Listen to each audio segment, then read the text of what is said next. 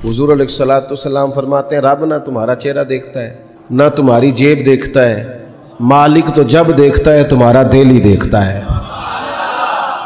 तो दिल की कैफियत अल्लाह को पता है। दिल बेचैन इसलिए रहते हैं कि ये जो प्यास और जो तलब करते हैं वो हम इन्हें पहुंचाते नहीं। दिल बेकरार इसलिए रहते हैं कि ये रब रसूल की मोहब्बत से ठंडे होंगे, हम इधर उधर की चाहते लिए फिरते। इनके अंदर बेकरारी इसलिए है कि हमने उम्मीदें लोगों से वाबस्ता कर ली हैं, जो लोगों से नहीं करनी चाहिए थी, अल्लाह रसूल से करनी चाहिए। हमने असबाब को इख्तियार करना है, भरोसा असबाब पर नहीं, भरोसा तो अल्लाह ताला पे करना है। तो जब तक देखे ना, कुरान मजीद ने क्या कहा, कुरान मजीद ने कहा वल्लज़ीना आमनू अशद्दु हुब्बन लिल्लाह, फरमाया वो लोग जो ईमान ले आए वो अपने रब से शदीद मोहब्बत करते हैं, अपने रब से प्यार करते हैं। उनके सजदे बोझ नहीं, उनके सजदे तो लज्जत है। उन्हें नमाज के लिए लाना नहीं पड़ता, जबर नहीं करना पड़ता, उनके तो दिल खिंचे चले आते हैं। उनको तो प्यार हो गया, रात सारी बीत गई और एक सजदा भी मुकम्मल ना हुआ।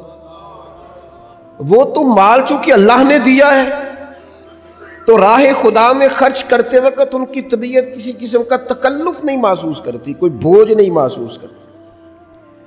क्योंकि वो हर चीज से बढ़कर अल्लाह रसूल से प्यार करते हैं तो ये चीजें उनके सामने कभी भी रुकावट नहीं बनती। और दिल में सबसे ज्यादा मोहब्बत अल्लाह की, और जहां तक ताल्लुक है मेरे रसूल पाक का, अल्लाह करीम ने फरमाया अन्नबी औला बिल मुमिनीना मिन अनफुसिहिम, फरमाया ये जो नबी है ना, ये तो मोमिनों से उनकी जानों से भी ज्यादा करीब है। तो हर वक्त दिल की धड़कनों में, रूह की ठंडक में, कल्ब में, दिल में, रूह में, जहन में जो चीज हर वक्त समाई है ना मोमिनों के, वो रसूल पाक की जात है।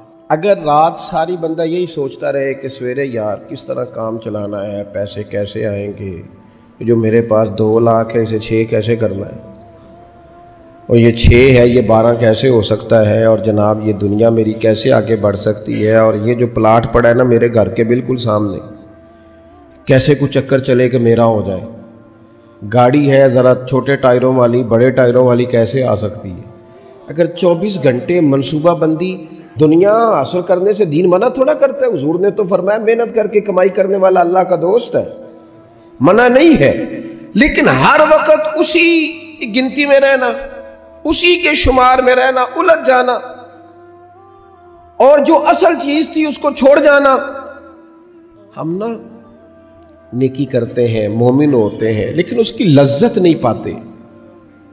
यानी अगर नमाज पढ़ के भी बंदा करार ना हासिल करे, अगर वो खैरात करके भी उसकी ठंडक ना महसूस करे, मस्जिद आके महफिल करा के महफिल में बैठ के फिर भी उससे कोई रूहानियत ना पा सके, उसने 20 उलमा सुने, उसने दर्जनों खुतबा सुने, उसने सारी जिंदगी गुजार दी, लेकिन उसके दिल की कैफियत ही ना बदली, वो लज्जत खास ही उसे नसीब ना हो, तो फिर उसे सोचना चाहिए ना कि दिल में ना अल्लाह ताला ने ना हर चीज 2-2 बनाई है। होठ 2, आंखें 2, कान 2, हाथ 2, पैर, दिल अल्लाह ने एक ही बनाया। ये नहीं हो सकता कि चलो एक तरफ मुझे रख लो एक तरफ किसी और को रख लो, दिल ही एक बनाया है। वो कहता है बस दिल एक है तो रब रसूल ही रहेंगे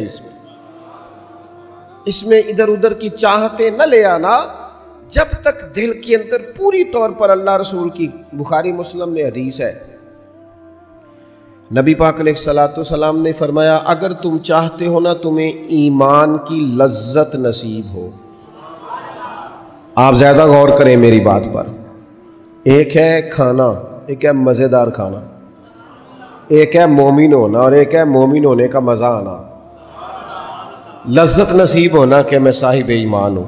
फरमाया अगर तुम चाहते हो कि तुम्हें ईमान की लज्जत नसीब हो, ये हदीस आपने भूलनी नहीं बुखारी मुस्लिम में, अगर चाहते हो कि ईमान की लज्जत नसीब हो तो 3 काम करो। या रसूल अल्लाह सल्लल्लाहु ताला अलैहि वसल्लम कौन कौन से? हुजूर फरमाने लगे पहला काम ये करो कि हर चीज से बढ़कर अल्लाह रसूल से मोहब्बत करो। لیکن یہ نیرا نعرہ نہیں لگانا، یہ غور کرنا ہے، پیسوں پر اچھی طرح غور کر کے سوچ لینا ہے کہ پیسے زیادہ پیارے ہیں کہ اللہ رسول، یہ غور کر لینا۔ یہ جو جھوٹی انا کے بت بنائے ہوئے نا، میری عزت، میری برادری، میری افسری، میرا قبیلہ، میری کرسی، یہ غور کر لینا ہے کہ کرسیاں زیادہ پیاری ہیں، اقتدار زیادہ پیارا ہے کہ اللہ رسول۔ ایک طرف رسول اللہ کی شریعت اور ایک طرف تیری برادری کے رسم و رواج، لیکن شادی والے دن رسم و رواج جیت گئے۔ کدھر گئی تیری محبت رسول؟ وہ صرف محفل والے دن تھی، ربیع الاول شریف میں تھی۔ ہم تو دیندار سمجھتے ہی اس کو ہیں جس کے گھر میں شادی ہو تو پتہ چلتا ہے کتنا دیندار ہے۔ محفل میں تو سارے دیندار ہوتے ہیں، یہ تو پتہ ہی تب چلتا ہے جب کسی کا انتقال ہو جائے، نہ گھر میں کوئی خوشی آئے کہ اب یہ کتنا دیندار ہے، اب پتہ چلے گا۔ مسجد میں تو سارے دیندار ہیں۔ فرمایا گر چاہتے ہو کہ لذت ایمان نصیب ہو تو ہر چیز سے بڑھ کر اللہ رسول سے پیار کرو۔ اور دوسرا فرمایا جس سے بھی پیار کرو نا، اللہ رسول کی رضا کے لیے کرو۔ شکریہ کا تکلف بھی چھوڑ دو، وہ میرا احسان مانے گا یہ بھی چھوڑ دو، میری تعریف کرے گا یہ بھی چھوڑ دو، فقط اللہ رسول کی رضا کے لیے رشتے بنانے شروع کرو، مومن ہونے کا مزہ آئے گا۔ جتنے ہم شکوے کرتے ہیں نا رشتہ داروں کے، بھائیوں کے، قبیلوں کے، برادریوں کے، یہ سارے ختم ہو جائیں اگر ہم محبت اللہ رسول کی وجہ سے کرنی شروع کر دیں۔ اگر بنیاد اللہ رسول کی رضا ہو تو ہماری طبیعتوں میں کسی کے لیے نفرت پیدا نہ ہو، بے ادبی پیدا نہ ہو، کوئی ایسا ماحول نہ ہے۔ کیوں کہ ہم ڈائریکٹ پیار ہی نہیں کرتے، ہم جس سے بھی پیار کرتے ہیں درمیان میں رب رسول کو رکھ کے کرتے ہیں۔ اور حضور فرماتے ہیں قیامت کے دن رب اعلان کرے گا، اللہ فرمائے گا وہ کہاں ہیں جو دنیا میں میری رضا کے لیے آپس میں پیار کرتے تھے؟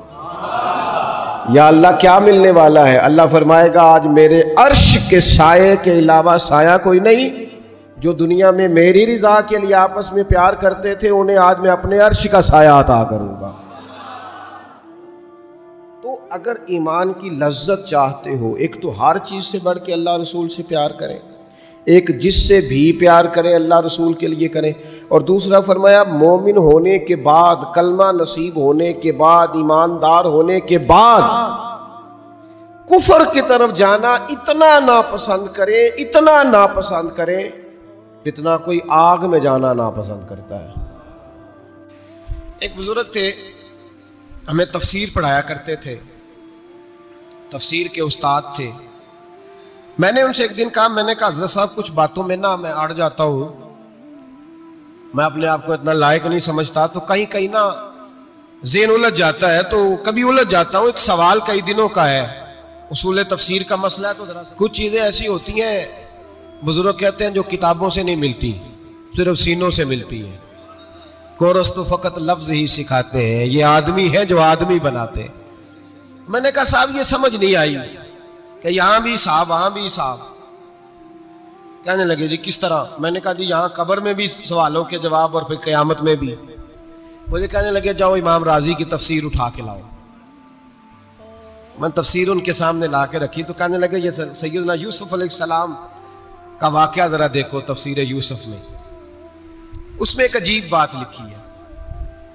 حضرت یوسف علیہ السلام کے زمانے میں قحط ہو گیا، تو جناب یوسف علیہ السلام نے، چونکہ آپ اللہ کے نبی تھے پہلے سے جان گئے قحط ہوگا، تو حضرت یوسف نے گندم پہلے سٹاک کر لی تھی بہت زیادہ۔ باقی علاقوں میں جب قحط پڑا نا، اب سب لوگوں نے مصر کی طرف رجحان کیا گندم لینے کے لیے، تو حضرت یوسف علیہ السلام نے نا شہر کے دروازے پر بندے کھڑے کر دیے، فرمایا جو بندہ آئے نا اس سے 2 سوال پوچھنا، جو آئیں گے لوگ گندم خریدنے، جو آئے 2 سوال پوچھنا، ایک پوچھنا کہاں سے آیا ہے اور ایک پوچھنا لے کے کیا آیا ہے۔ ایک پوچھنا، سمجھ آ رہی ہے بات کی، اور دوسرا پوچھنا کہ لے کے سونا لے کے آیا ہے، چاندی گندم خریدنی ہے تو کیا چیز لے کے آیا ہے، کہ نگد پیسے لایا ہے، یہ پوچھ لینا۔ جو آئے 2 باتیں پوچھنا، ایک پوچھنا کہاں سے آیا ہے اور دوسرا پوچھنا کیا۔ ایک روایت میں 3 سوال بھی ہیں، لیکن فرمایا پوچھنا 2 سوال ضرور۔ انتظار تھا نا بھائیوں کا، کنان سے آنے والوں کا۔ فرمانے لگے سب سے 2 سوال پوچھنا، جب کنان والے آئے نا ان سے صرف اتنا پوچھ لینا کہ وہ کہاں سے آئے ہیں. اگر پوچھے نا کنان سے آئے ہیں